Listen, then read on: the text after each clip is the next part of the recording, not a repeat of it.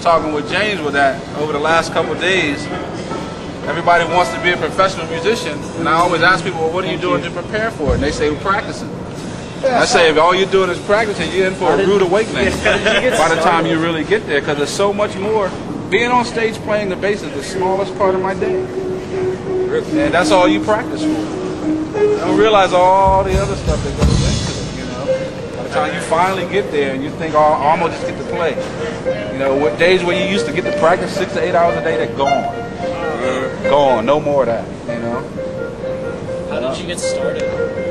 I'm the youngest of 5 brothers. I'm the 5th brother. And when I was born, all my brothers were playing. I just learned from them. My oldest brother, Reggie, realized, he was smart. He realized for us to have a complete band, we need a bass player. Yeah, really. So that was me. As a baby, they started putting instruments in my hand. Is it true? Yeah, they just started putting instruments in my hand. And I learned in the perfect way. I didn't learn the way most people learn. I learned exactly the way you learn to talk. No one sat you down and said, you got to say this. That's wrong. You know? They just put an instrument in my hand and let me play whatever I wanted with them. You know, and it's the same way when you learn to talk as a child. You get to talk with all the pros. No one tells you you're wrong. You know, you say it wrong, you're cute. Right. It makes you feel good about it. Right. The music, if you're wrong, it makes you feel bad about it. You know, stick you in with the other beginners, so it takes you forever to get good. Language, you're good in, you know, a few days.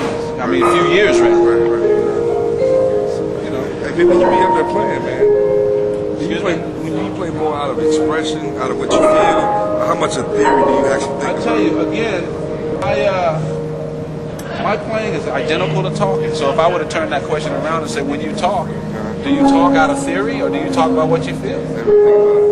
Just say what you feel like saying. Right. But you know English theory. Right. If you need another adjective, you know where to grab one. You know what a thesaurus is. You know all that stuff. But when it's time to talk, it's time to talk. You know, for me now, just me playing is the exact same way. Different. I know theory.